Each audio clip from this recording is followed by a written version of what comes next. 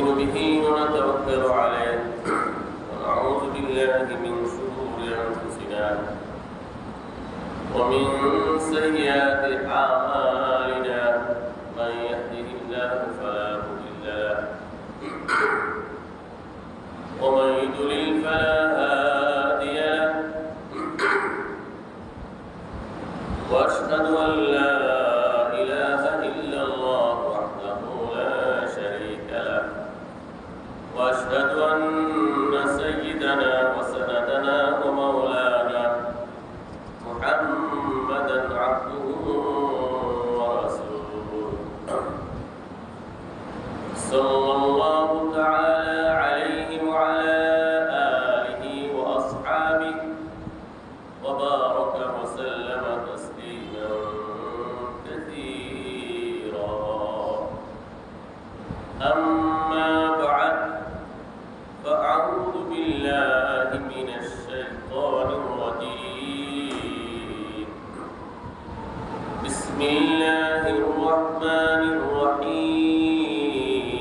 الرحيم تلك الدار الآخرة نجعلها للذين لا يريدون علوا في الأرض ولا فسادا والعاقبة للمتقين من جاء بالحسنة فله خير منها ومن جاء بالسيئة فلا يجزى الذين عملوا السيئات إلا ما كانوا يعملون إن الذي فرض عليك القرآن لرادك إلى معاد قل ربي أعلم من جاء بالهدى ومن هو في ضلال مبين وما كنت ترجو أن يلقى إليك الكتاب إلا رحمة من ربك فلا تكونن ظهيرا للكافرين ولا يصدنك عن آيات الله بعد إذ أنزلت إليك وادع إلى ربك ولا تكونن من المشركين ولا تدع مع الله إلها آخر لا إله إلا هو كل شيء هالك إلا وجهه له الحكم وإليه ترجعون بارك الله لنا ولكم في القرآن العظيم ونفعنا وإياكم بالآيات والذكر الحكيم قرآن كل استغفار এবং নবীর প্রেমে উজ্জীবিত হয়ে দুরূদ পাঠ করে আস্তাগফিরুল্লাহ আল্লাযী লা ইলাহা ইল্লা হুয়াল হাইয়ুল কাইয়্যুম ওয়া আতুবু ইলাইহি আস্তাগফিরুল্লাহ আল্লাযী লা ইলাহা ইল্লা হুয়াল হাইয়ুল কাইয়্যুম ওয়া আতুবু ইলাইহি আস্তাগফিরুল্লাহ আল্লাযী লা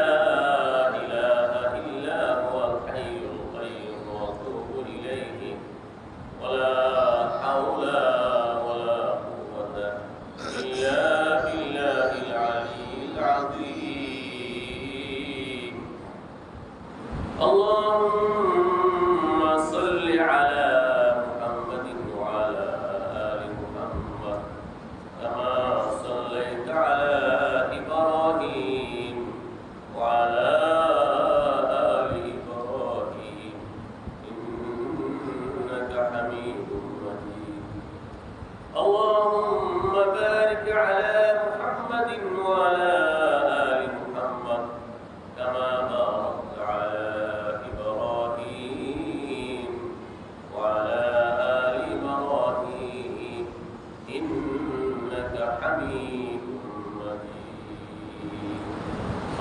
اللهم صل وسلم وبارك عليه اللهم افتح علينا حكمتك وانشر علينا رحمتك يا ذا الجلال والإكرام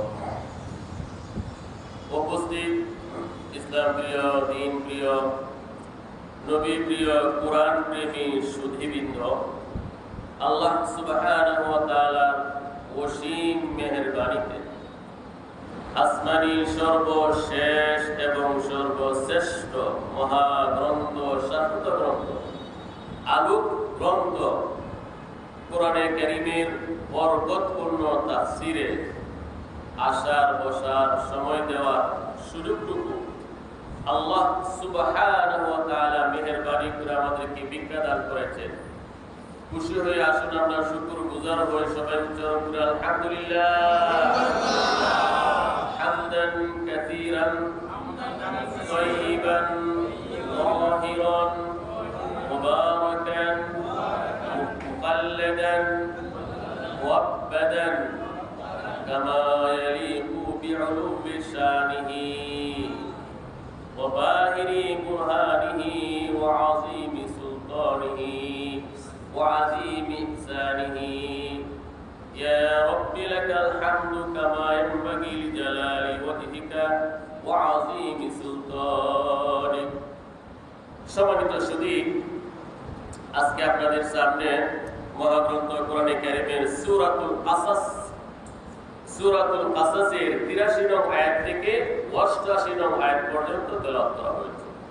সূরাতুল কাসাসের 83 নং আয়াত থেকে 88 নং আয়াত নবম রুকুর তাফসীর হবে। অর্থাৎ আল্লাহ তাবারাকা ওয়া তাআলা অসীম মেহেরবানিতে অনুগ্রহে সূরাতুল কাসাসের তাফসীর আজকে সমাপ্ত হবে ইনশাআল্লাহ। সবাই বলেন আলহামদুলিল্লাহ। সম্মানিত সুধী, আমরা এক সময় পৃথিবীতে ছিলাম না এক সময় আমরা পৃথিবীতে ছিলাম না। আর এক সময় তো মানুষের কোনো অস্তিত্বই ছিল না। বাবা আদম আলাইহিস সালামকে আল্লাহ তাআলা সৃষ্টি করার পূর্বে হাজার হাজার বছর জিন জাতি এই পৃথিবীতে বসবাস করত। জিন সারা পৃথিবীতে ভূমণ্ডলে জিন জাতির বসবাস ছিল, অন্যান্য প্রাণী সৃষ্টিকুলের বসবাস ছিল, মানুষের কোনো অস্তিত্ব ছিলই না। আল্লাহ সুবহানাহু ওয়া তাআলা সূরাতুদ দাহরে এসে আলোচনা করেছেন, হাল আতা আলাল ইনসানি হিনুম মিনাদ দাহরি লাম ইয়াকুন শাইআম মাযকুরা। আরে মানুষের উপর কি এমন একটি কাল, এমন একটি জামানা, এমন একটি সময় অতিবাহিত হয় না? মানুষের তো কোনো আলোচনাই ছিল না। আল্লাহ সুবহানাহু ওয়া তাআলা আদম আলাইহিস সালাম মানবী কিয়ামত পর্যন্ত যত মানুষ আসবে সৃষ্টি করার আল্লাহ তাআলা প্ল্যান করলেন। কি করলেন? আপনারা ঘটনা জানেন তো, আদম আলাইহিস সালাম এসেছেন, নবী রাসূলগণ এসেছেন। আমাদের শেষ নবীর আগমনটা হলো পৃথিবী লয় ধ্বংস হওয়ার একটা বিশেষ আলামত। সম্মানিত সুধী, এই পৃথিবী ধ্বংস হয়ে যাবে। আজকের এই তেলাওয়াতকৃত আয়াতগুলোর মধ্যে এগুলোই আল্লাহ তাআলা বলেছেন, কুল্লু মান আলাইহা ফান ওয়া ইয়াবকা ওয়াজহু রাব্বিকা যুল জালালি ওয়াল ইকরাম ফাবিআইয়ি আলাই রাব্বিকুমা তুকাযযিবান। এই পৃথিবীর সব কিছু ধ্বংস হয়ে যাবে, থাকবেন একমাত্র আল্লাহ সুবহানাহু ওয়া তাআলা। তো আমাদের শেষ নবী, শ্রেষ্ঠ নবী, মহানবী, ইমামুল আম্বিয়া, সাইয়্যিদুল মুরসালিন, সরকারে দুজাহা, তাজদারে মদিনা, মুহাম্মাদুর রাসূলুল্লাহ সাল্লাল্লাহু আলাইহি সাল্লামের আবির্ভাবটা হলো কিয়ামতের একটা বিশেষ আলামত। নবী এসে গেছে, এই পৃথিবী খুব দ্রুত ধ্বংস হয়ে যাবে। এই জন্য আল্লাহ রাসূল হাদিসে বলেন, আনা ওয়াসআকা হাতাইন, এই যে দুই আঙ্গুলের যে ব্যবধান, এতটুকু নবীজি বলেন আমি এবং কিয়ামতের মধ্যে ব্যবধান। তো আমাদের নবী পৃথিবী থেকে চলে গেছে, আসছেন, চলে গেছে, কিয়ামত খুব দ্রুত ঘনিয়ে আসছে। তো কিয়ামত তো অবশ্যই হবে, কিন্তু কিয়ামত দুই প্রকার। কিয়ামত কয় প্রকার? কিয়ামত হচ্ছে দুই প্রকার, কিয়ামতে সুগরা, কিয়ামতে কুবরা। ছোট কিয়ামত এবং বড় কিয়ামত। বলে সুবহানাল্লাহ। কিয়ামত দুই প্রকার, ছোট কিয়ামত, বড় কিয়ামত। একজন মানুষ যখন মৃত্যুবরণ করে সাথে সাথে তার জন্য একটা কিয়ামত হয়ে যায়। মান মাতা ফাকাদ ক্বামাত কিয়ামাতুহু। একজন মানুষ যখন ইন্তিকাল করে, মৃত্যুবরণ করে, তখন তার জন্য একটা ছোট কিয়ামত সংঘটিত হয়ে যায়। সুবহানাল্লাহ। একজন মানুষ এই পৃথিবীতে একটা পৃথিবীর মতো, সারা পৃথিবীতে যা আছে একজন মানব দেহের মধ্যে আল্লাহ তাআলা তা দিয়েছেন। সুবহানাল্লাহ। সম্মানিত শুধু এই পৃথিবীতে জঙ্গল রয়েছে, জঙ্গল, মানুষের দেহের মধ্যে জঙ্গল আছে।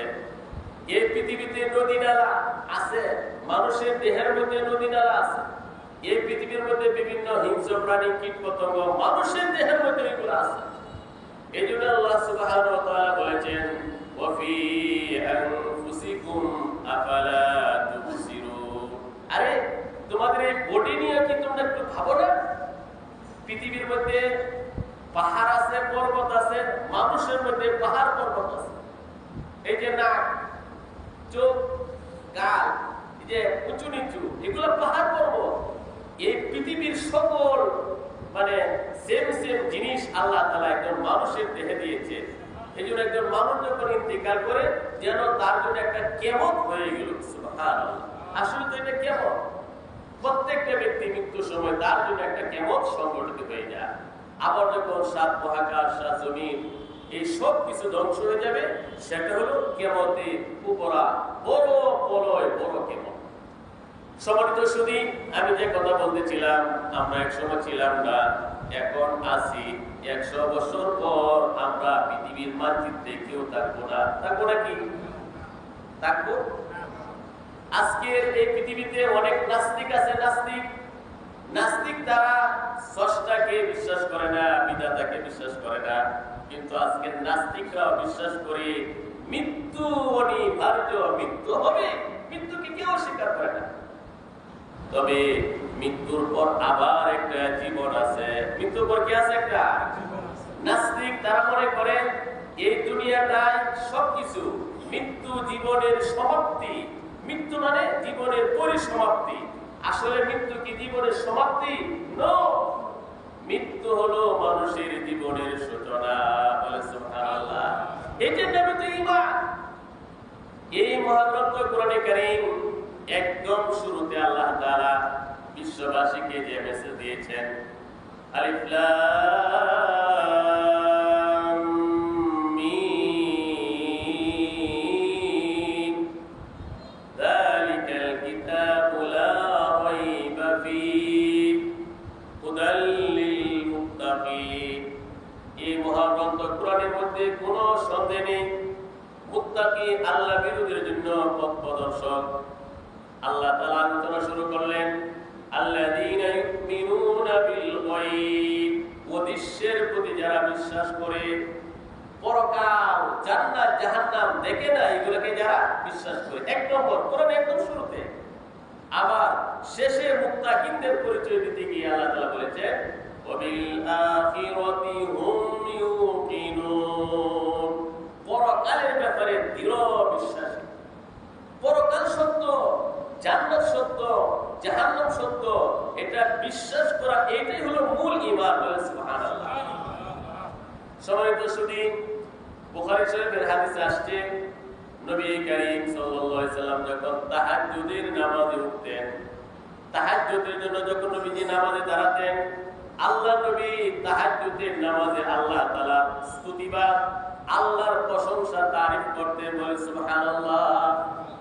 আল্লাহ নবী বলতেন, আল্লাহুম্মা লাকাল হামদু আনতা কাইয়ুমুস সামাওয়াতি ওয়াল আরদ ওয়া মান ফীহিন্না ওয়া লাকাল হামদু আনতা নূরুস সামাওয়াতি ওয়াল আরদি ওয়া মান ফীহিন্না ওয়া লাকাল হামদু আনতা মালিকুস সামাওয়াতি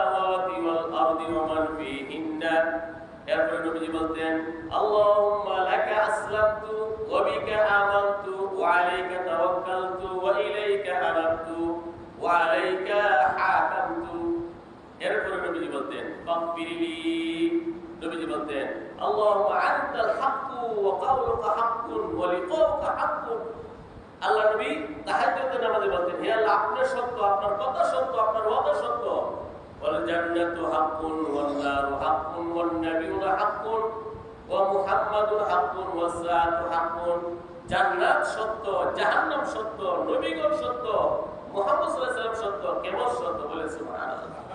তো জান্নাত সত্য, জাহান্নাম সত্য, পরকাল সত্য, এই যে বিশ্বাসটা এর নামই হলো ঈমান। আজকের এই আধুনিক বিশ্বে নাস্তিক যারা, বেঈমান কাফির মুরতাদ যারা, তারা মনে করে মৃত্যু নিশ্চিত হবে, তবে মৃত্যু মানে জীবনের সমাপ্তি। একজন মুসলিম সে এটা লালন করতে পারে না, মৃত্যুই জীবনের সমাপ্তি। সমাপ্তি না শুরু।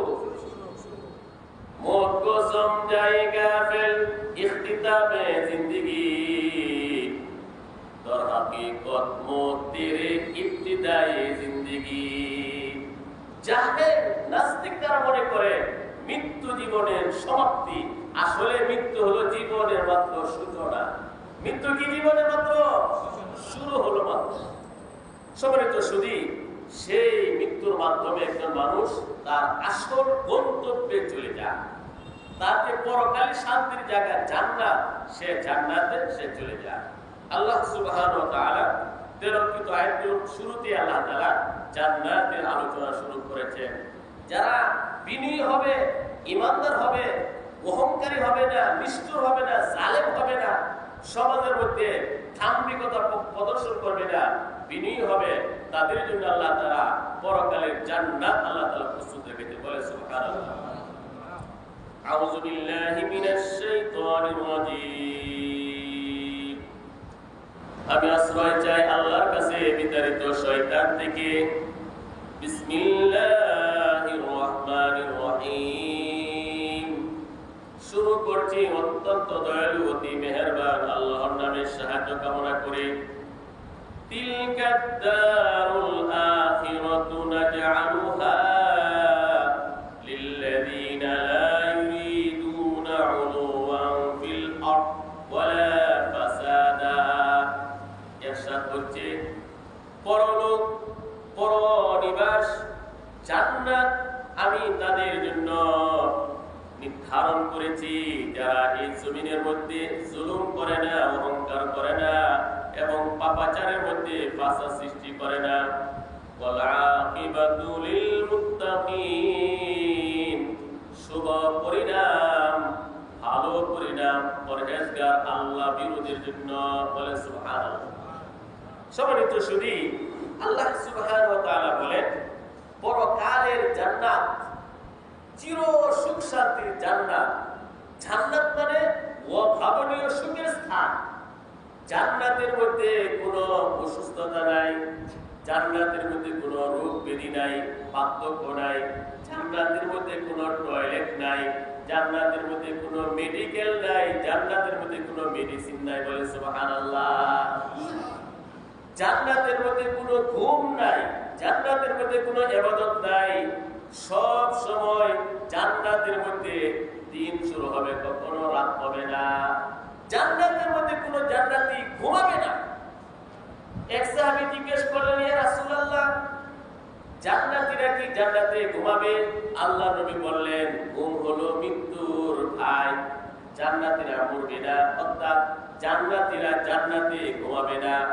জান্নাতীরা সব সময় আনন্দ, ফুর্তি, বিনিময়, খাবার দাবার ইত্যাদির মধ্যে ব্যস্ত থাকবে বলে সুবহানাল্লাহ। সব সময় জান্নাতীরা আনন্দের মধ্যে থাকবে, বিনোদনের মধ্যে থাকবে, আহারের মধ্যে থাকবে, বন্ধু বান্ধবের সাথে আড্ডা গল্প গুজবের মধ্যে থাকবে, অনন্তকাল সেটা। এই জন্য আল্লাহ তাআলা হাদিসে কুদসিতে বলেন, আ'দাতু লিইবাদিয়াস সালিহুন, আ'দাতু লিইবাদিয়াস সালিহিন মা লা আইনুন রাআত ওয়ালা উযুনুন সামিআত ওয়ালা খাতারা আলা কলবি বাশার। হাদিসে কুদসিতে আল্লাহ নবী বলেন, আল্লাহ তাআলা বলেছেন, আমার নেককার বান্দা বান্দীদের জন্য জান্নাত প্রস্তুত রেখেছি। সুবহানাল্লাহ। জান্নাত রেডি, জান্নাত বানাবেন না, আল্লাহ তাআলা বানিয়েছে। প্রত্যেকের জন্য জান্নাত কি আছে? প্রস্তুত। আল্লাহ বলেন এমন সুন্দর অভাবনীয়, সুন্দর অকল্পনীয় নেয়ামত কোন চোখ কোনদিন দেখে নাই, কোন কান কোনদিন শুনে নাই, কোন মানুষের হৃদয় আত্মা কল্পনা করতে পারবে না। সুবহানাল্লাহ। হাজার হাজার প্লেট খাবার মুহূর্তের মধ্যে জান্নাতে ব্যক্তি খেয়ে ফেলবে।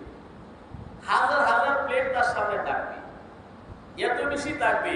আল্লাহ তাআলা বলেছেন জান্নাতের মধ্যে মিল্ক, দুধের আল্লাহ তাআলা নহর দিবেন, দুধ মধুর নহর দিবেন আল্লাহ তাআলা। অনেকে ভাবতে পারেন এত বেশি দুধ দিয়ে আমি করব কি? কয়েক লিটার দুধ হলে তো চলে, কয়েক হাজার লিটার, কয়েক পন দুধ হলে তো চলে। কিন্তু আল্লাহ তাআলা কি দিবেন? দুধের নদী, নহর আল্লাহ তাআলা জারি করে দিবেন। মধুর, স্বচ্ছ মধুর নহর আল্লাহ তাআলা জারি করে দিবেন। জান্নাতের মধ্যে হাজার হাজার লিটার, কোটি কোটি লিটার দুধ মুহূর্তের মধ্যে জান্নাতে ব্যক্তি খেয়ে ফেলবে। হাজার হাজার লিটার মধু মুহূর্তের মধ্যে খেয়ে ফেলবে। জান্নাতের মধ্যে রুচি খুব বেশি হবে। রুচি কি হবে?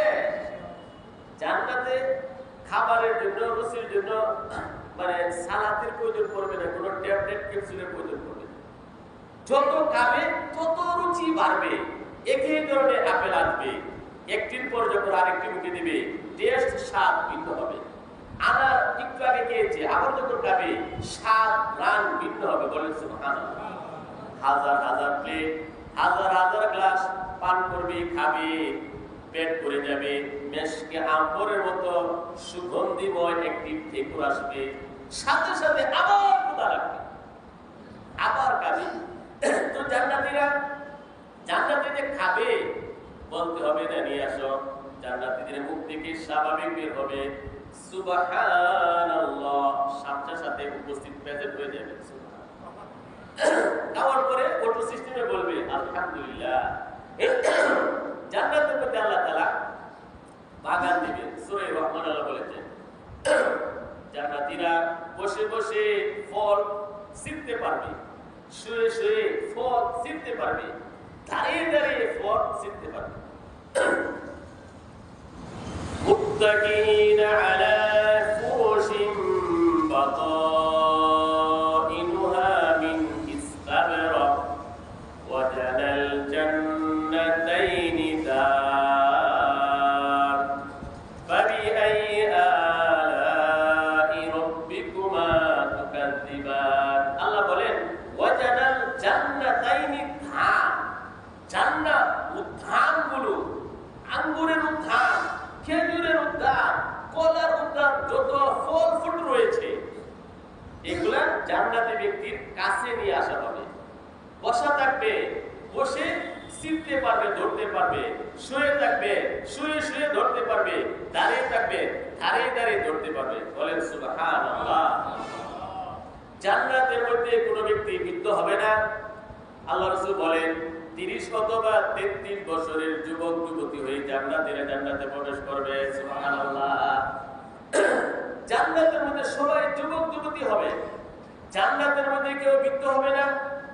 তবে জান্নাতের মধ্যে সময় যত অতিবাহিত হবে তত বেশি রূপ, লাবণ্য, সৌন্দর্য বৃদ্ধি পাবে। বলে সুবহানাল্লাহ।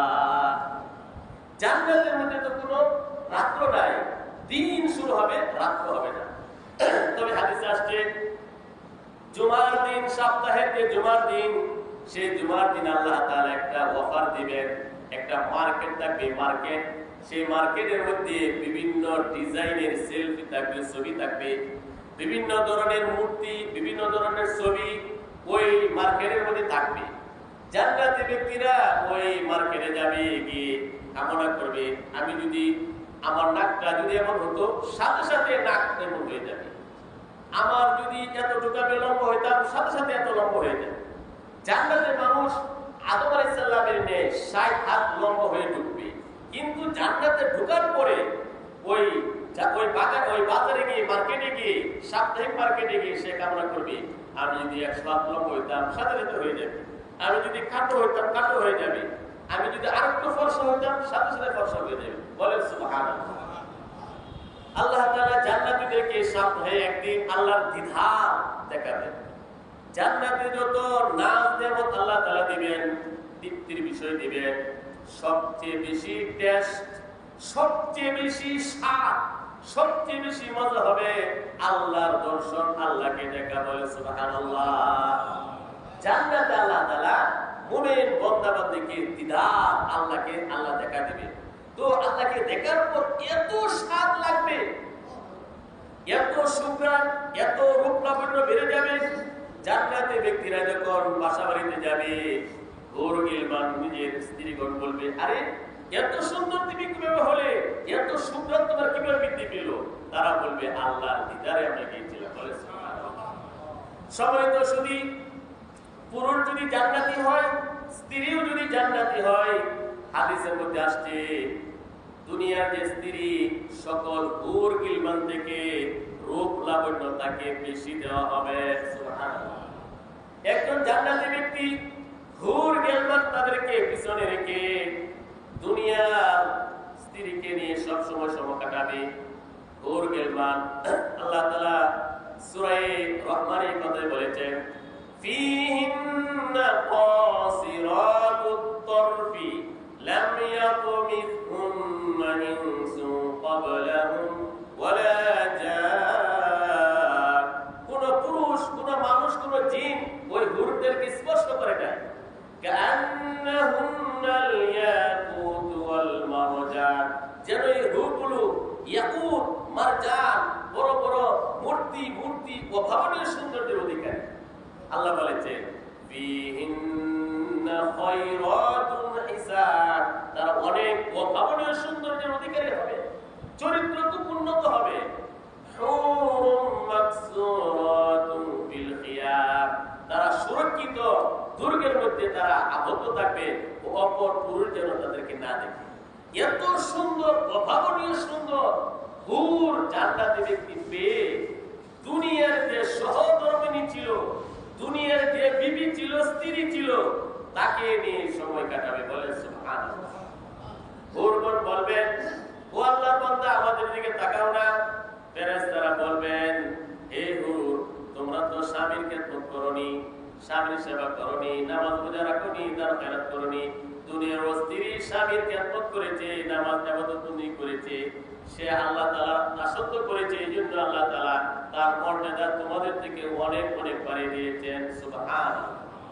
দুনিয়ার মধ্যে বহু যত খারাপ থাকুক, যত বিস্তৃতা, জান্নাতের মধ্যে সবচেয়ে বেশি লাবণ্যময় সুন্দরের অধিকারী হবে। বলে সুবহানাল্লাহ। সেই জান্নাত আল্লাহ তাআলা কাদের জন্য প্রস্তুত রেখেছেন? যাদের মধ্যে অহংকার নাই। কি বলে এই কথা? আল্লাহ বলেন তিলকাদ দারুল আখিরাতু, পরনিবাস, পরলোক, পরকালের ঘর জান্নাত। ফানাজআলুহা, আমি আল্লাহ তাআলা নির্ধারণ করেছি লিল্লাযিনা লা ইউরিদুনা উলুওয়ান ফিল আরদি ওয়ালা ফাসাদা, যারা এই জমিনের মধ্যে অহংকার করে না, পাপাচারের মাধ্যমে ফাসাদ করে না, অহংকার করে না। অহংকার কাকে বলে? অহংকার বলা হয় সত্যকে পরিত্যাগ করা, মানুষকে তুচ্ছ জ্ঞান করা, সেটাকে অহংকার বলা হয়। এক সাহাবী বলে ইয়া রাসূলুল্লাহ, আমার জামাটা সুন্দর হোক এটা আমি চাই, আমার মোবাইলটা সুন্দর হোক এটা চাই, জুতা সুন্দর হোক এটা চাই, এটা কি অহংকার হবে? নবীজি বলেন না না না, বরং ইন্নাল্লাহা জামিল ইউহিব্বুল জামাল, আল্লাহ তাআলা সুন্দর, সুন্দরকে আল্লাহ তাআলা পছন্দ করেন। বলে সুবহানাল্লাহ। জামাটা সুন্দর হোক, পোশাকটা সুন্দর হোক, টুপিটা সুন্দর হোক, জুতা সুন্দর হোক, মোবাইলটা দামি হোক, দামি গাড়ি হোক, দামি বাড়ি হোক, এটা ইসলামের উদ্দেশ্য, এটা অহংকার না। বলে সুবহানাল্লাহ। এক ব্যক্তি নবীজির সামনে আসলো, খুব প্রাচুর্যের অধিকারী, হোটেল সম্পদের অধিকারী, নোংরা জামা, চেরা পাটা জামা। আল্লাহ নবী জিজ্ঞেস করলেন এই মেয়ে তোমার আর্থিক অবস্থা কেমন? অন্যরা বললো ইয়া রাসূলুল্লাহ, সে তো কোটিপতি, অনেক সম্পদের মালিক। আল্লাহ নবী ধমকে সুরে বললেন, এই মেয়ে, আল্লাহর নেমতের প্রতিক্রিয়া, আল্লাহর নেমতের চিহ্ন তোমার দেহে নাই কেন? এই জন্য সম্মানিত সুধী, যারা এই দুনিয়ার মধ্যে সুতি কাপড় ব্যবহার করত, মৃত্যুর সময় সুতি কাপড় দিয়ে তাকে দাফন করতে হবে, বলে সুবহানাল্লাহ। মানুষ যখন মৃত্যুবরণ করে, আরে আমি এক ব্যক্তির জানাজায় গেলাম, অনেক ধনী ব্যক্তি, মানে মিনি সাবান 10 টাকা দামের সাবান আছে, ছোট্ট একটা গামছা আছে, এমন রাগ সাবান উঠছে, এগুলো নিক্ষেপ করে বললাম যে দামি জিনিস আনে। লোকটি যদি দুনিয়ার মধ্যে খুব সুতি কাপড় পরে, সাধ্য অনুযায়ী সুতি কাপড় পরতো, মৃত্যুর সময় ভালো কাপড় সুতি কাপড় দিয়ে তার কাফন দিতে হবে। ভালো সাবান ব্যবহার করতো, দামি সাবান দিয়ে তাকে গোসল দিতে হবে। ভালো সেট ব্যবহার করতো, সুন্দর সেট আতর তাকে দিতে হবে। আর মৃত্যুর সময় কি করে? এই কম দামে, এটা কিন্তু তার সাথে মানে কি করা হয়, দুর্ব্যবহার করা হয়, এটাও কিন্তু গুনাহ হবে। যাক, তো আল্লাহ নবী বলেন যে প্রত্যেকে সাধ্য অনুযায়ী কাপড় ব্যবহার করবে। যার ভালো জামা ব্যবহার করার শক্তি আছে, সে যদি ভালো জামা ব্যবহার না করে, ভালো খাবারের শক্তি আছে, ভালো না খায়, আল্লাহর কাছে জবাব দিতে হবে। সুবহানাল্লাহ, এর নামে তো ইসলাম। এজন্যই ইমাম মালিক রাহমাতুল্লাহি আলাইহি অনেক বড় একজন ইমাম ছিলেন, প্রতিদিন এক সেট নতুন জামা পরতেন, আবার এগুলো পরিবর্তন করতেন দান করে।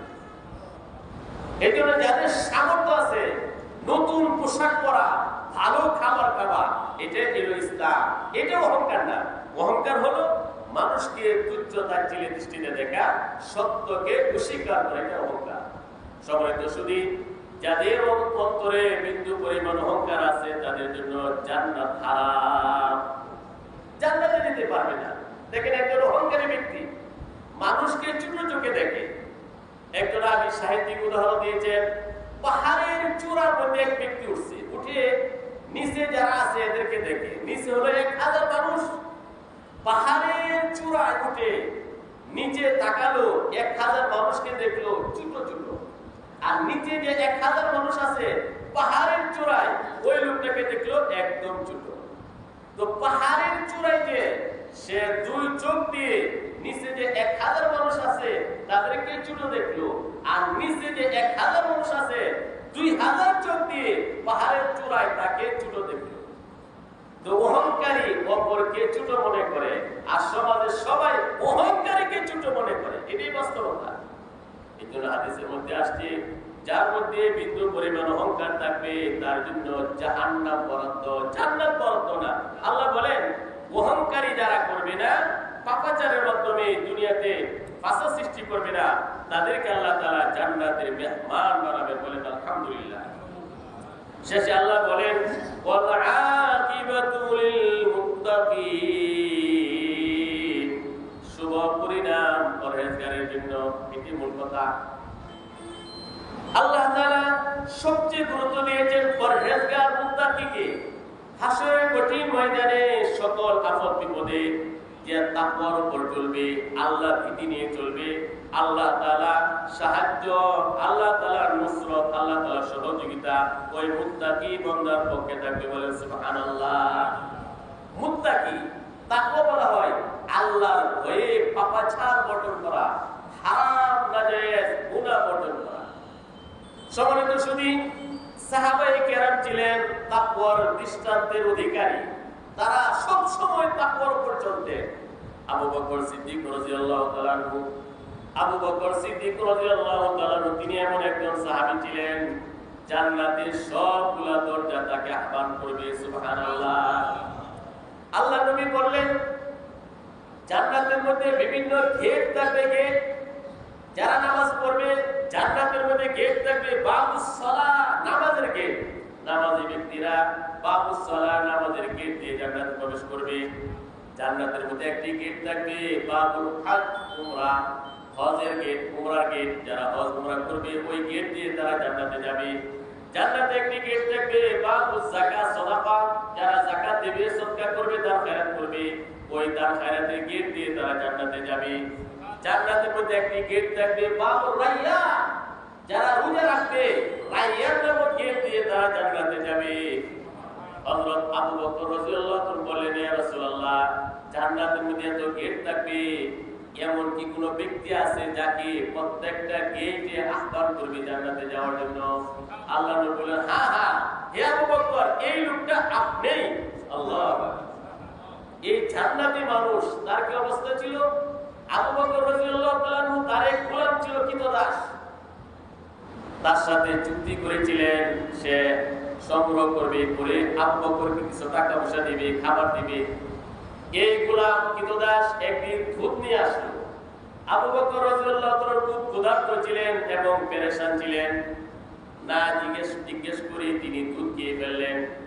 তখন কৃতদাসে বলল, হে আমার মালিক আবু বকর, আপনি তো জিজ্ঞেস করেন কোথায় থেকে আমি সংগ্রহ করেছি, আজকে যে আপনি দুধ পান করেছেন আমি দিলাম, আজকে তো আর জিজ্ঞেস করলেন না। আবু বকর রাদিয়াল্লাহু আনহু বলে, ঠিক আছে এখন বলো। তখন এই কৃতদাসে বলল, আমি জাহিলিয়াতের যুগে গণা করতাম, ইসলামে কোনো গণক নাই, গণা নাই, তো এটা আসলে আমি গণা পারতাম না, মানুষের সাথে প্রতারণা করতাম। তো জাহিলিয়াতের যুগে এক ব্যক্তির গণা করে দিয়েছিলাম, আজকে সে আমাকে কিছু দুধ দিছে আর পারিশ্রমিক হিসাবে এই দুধটা আপনাকে দিছে। সাথে সাথে আবু বকর রাদিয়াল্লাহু আনহু হাত মুখের মধ্যে ঢুকাইয়া সব বমি করে ফেলে দিলেন। এটার নাম হলো তাকওয়া।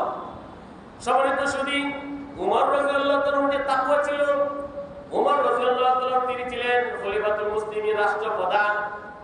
তিনি রাষ্ট্রের কাজে ব্যস্ত, রাত্রে বেলা বাতি জ্বালিয়ে কাজ করতেছেন। হঠাৎ করে এক ব্যক্তি গেল, অনুমতি নিয়ে প্রবেশ করলো। উমর রাদিয়াল্লাহু বললেন, কেন আসছো? লোকটি বলল, হে উমর, একান্ত ব্যক্তিগত কাজে। সাথে সাথে উমর রাদিয়াল্লাহু বাতিটি নিভিয়ে ফেললেন। সুবহানাল্লাহ। ওই ব্যক্তি বলল, হে আমিরুল মুমিনিন, আপনি বাতি কেন নিভিয়ে ফেললেন?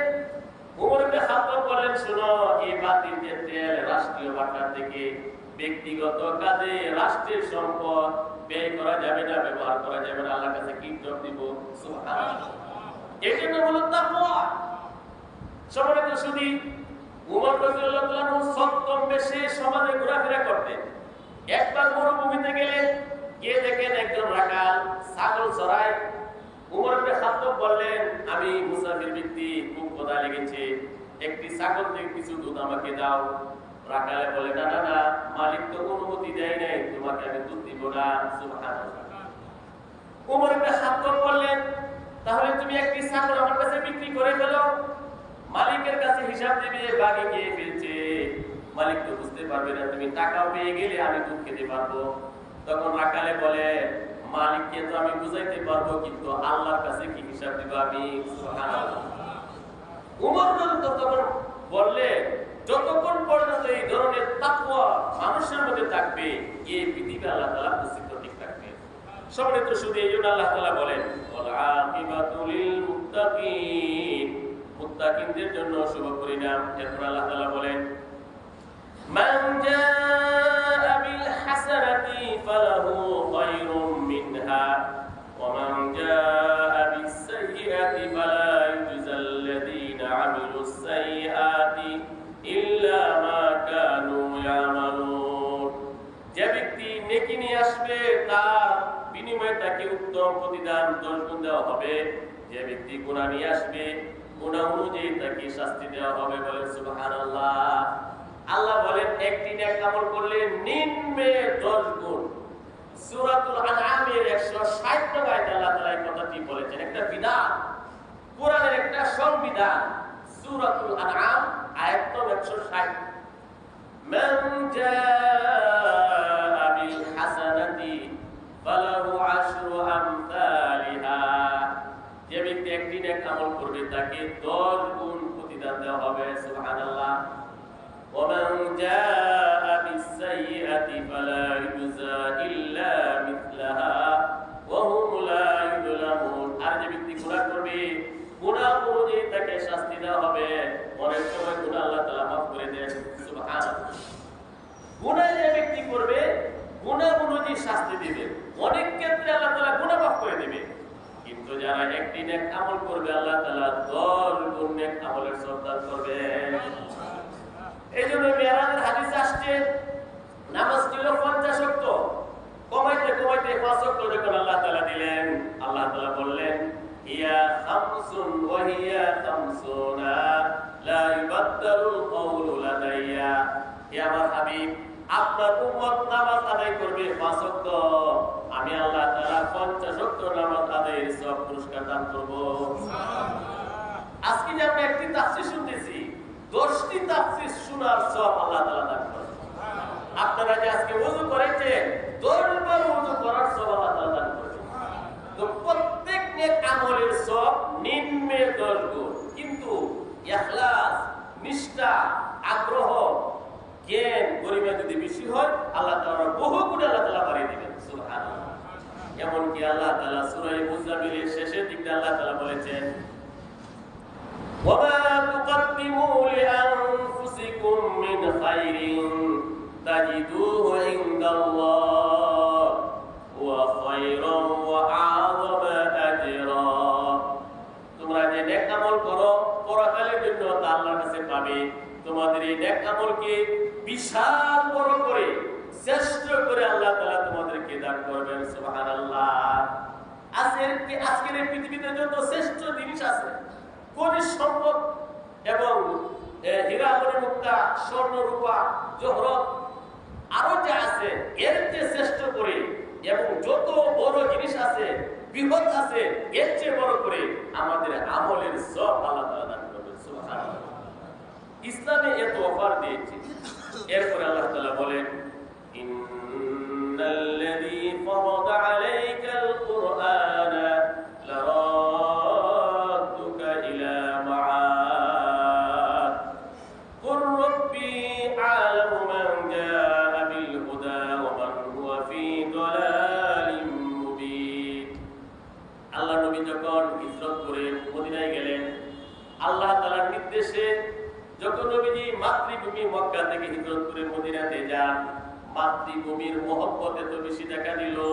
নবীজি বারবার মাতৃভূমি মক্কা থেকে তাকালেন। আল্লাহ তাআলা তখন বললেন ইন্নাল্লাযী ফারাদা আলাইকাল কুরআন। এই নবী, যে আল্লাহ তাআলা আপনার প্রতি কোরআনকে বিধান করে দিয়েছেন, অবশ্যই মক্কায় আপনাকে আবারও ফিরে নিয়ে আসবে। বলুন আল্লাহু আকবার। ফতে মক্কার পর নবী আবার আসছেন না ভিডিওর বেশে। কুর রাব্বি আ'লামু মান জাআ বিল হুদা। এই নবী বলেন আমার প্রতিপালক জানেন কে হেদায়েত নিয়ে এসেছে এবং কে সুস্পষ্ট বিভ্রান্তির মধ্যে আছে। ওয়া মা কুনতা তারজু আন ইউলকা ইলাইকাল কিতাব ইল্লা রাহমাতাম মির রাব্বিক। এই নবী আপনি আশা করতেন না যে আপনার প্রতি কোরআন নাযিল করা হবে, তবে আল্লাহ তাআলার রহমতে আপনাকে এই কোরআন নবুয়ত আল্লাহ তাআলা দান করেছেন। فلا تكونن ظهيرا للكافرين। অতএব কাফের মুশরিকের সহযোগী আপনি কখনো হবেন না। ولا يصدنك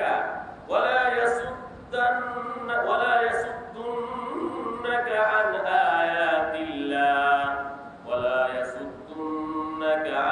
آيات الله بعد إذ أنزلت إليك।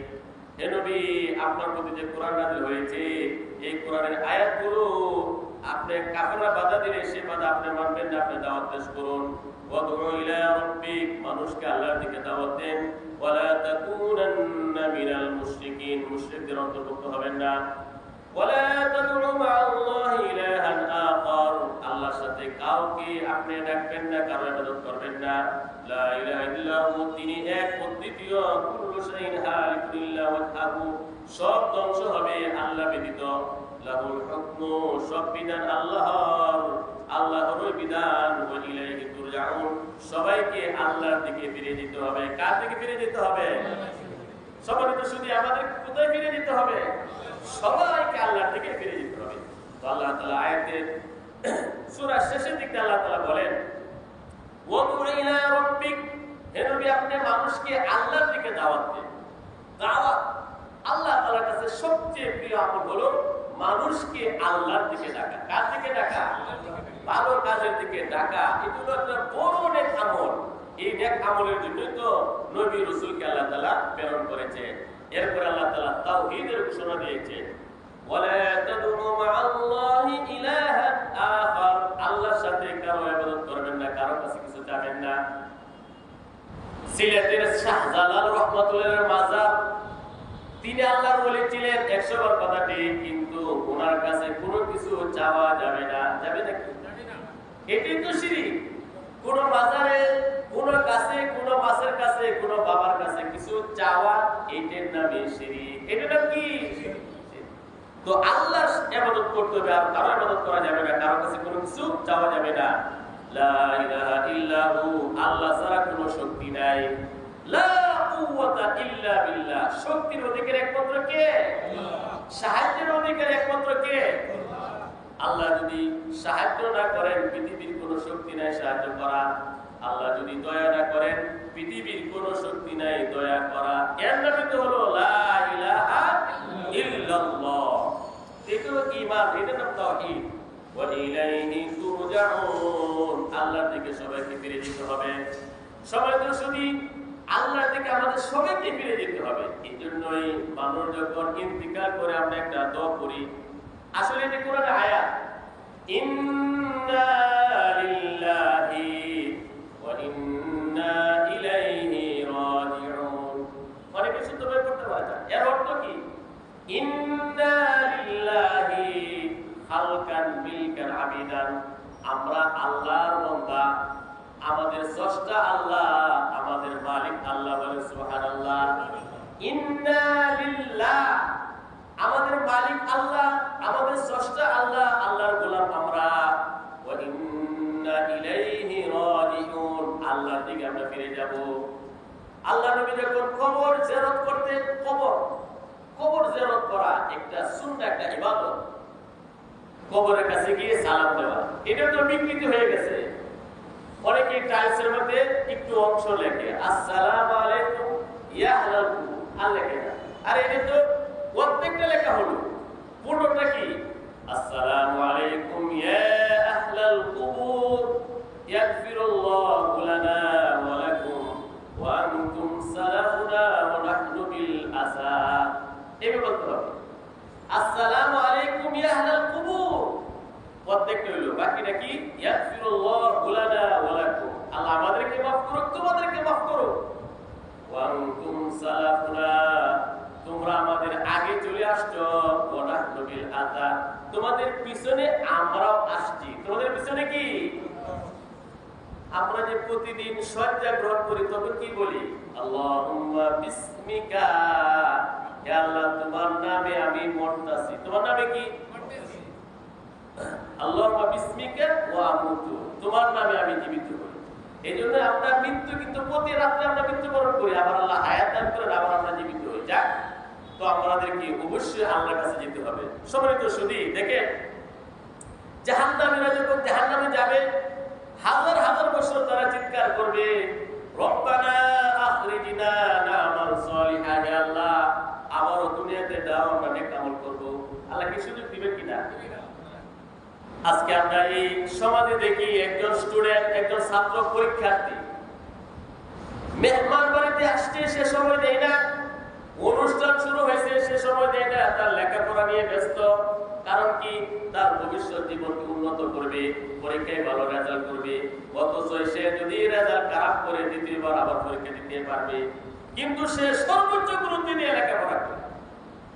একজন মানুষ যদি ঢাকায় যায়, ট্রেনের টিকিট কাটে, 5 মিনিট যদি সময় থাকে, খুব দ্রুত সে চলে আসে, কারণ ট্রেন চলে যাবে, তার জরুরি মিটিং সে শরীক হতে পারবে না। অথচ ট্রেন চলে গেলে পরেও যেতে পারবে, মিটিং এ শরীক না হলে পরেও শরীক হতে পারবে, কিন্তু কত চেষ্টা করে। অথচ কারো জন্য যদি জাহান্নামের ফয়সালা হয়ে যায়, ক্যান্সেল করার দ্বিতীয় আর কোনো সুযোগ নাই। এই জন্যই দুনিয়ার প্রতি আমল নিয়ে যেতে হবে।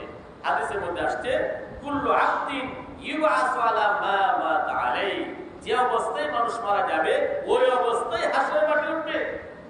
একজন মানুষ যদি সুন্নতি দাড়ি নিয়ে মারা যায়, ওই দাড়ি নিয়ে হাসরের মাঠে উঠবে। একজন মানুষ যদি নামাজ পড়ে মারা যায়, নামাজ পড়া অবস্থায় হাসরের মাঠে উঠবে। একজন মানুষ সুদ, ঘুষ, জেনা, ব্যভিচার, পাপের মধ্যে লিপ্ত হয়ে যদি মারা যায়, ওই অবস্থায় হাসরের মাঠে উঠবে। নাউযুবিল্লাহ। এজন্য চেষ্টা করতে হবে নেক হালতে থাকা, নেক ঈমানের অবস্থায় থাকা। কারণ কখন মৃত্যু আমরা কি বলতে পারি নাকি? আমাদের এই জামার একটা গ্যারান্টি আছে, টেবিলের একটা গ্যারান্টি আছে, ফ্যানের একটা গ্যারান্টি আছে। আমাদের কখন আসে গ্যারান্টি আছে নাকি? এই জন্য মৃত্যুর জন্য প্রস্তুত থাকা, এটি হলো মুমিনের মূল লক্ষণ। আল্লাহ সুবহানাহু ওয়া তাআলার অশেষ মেহেরবানিতে সূরাতুল কাসাসের তাফসীর সমাপ্ত হলো। সবাই বলি আলহামদুলিল্লাহ। আগামী সপ্তাহ শুরু হবে সূরাতুল আনকাবুত। আনকাবুত হলো মাকড়সা, মাহর। মাহর চিনুনি? মাহরের ঘর খুব শক্তিশালী, ঘূর্ণিঝড়ে বাঁধাচ্ছ না নাকি? মাহরের ঘর আছে না? মাকড়সার ঘর খুব শক্তিশালী না? হ্যাঁ, তো এই মাকড়সার নামে আল্লাহ তাআলা সূরা নাযিল করছে সূরাতুল আনকাবুত। এই সূরাতুল আনকাবুত আগামী সপ্তাহ শুরু হবে। আমরা নতুন সাথে ইনশাআল্লাহ দাওয়াত দেই। আল্লাহ সুবহানাহু ওয়া তাআলা আমাদের সবাইকে আজকের এই তাফসীরের উপর আমল করার তৌফিক দান করুন। আমিন। সুবহানাল্লাহি ওয়া বিহামদিহি আশহাদু আল্লা ইলাহা ইল্লা আনতা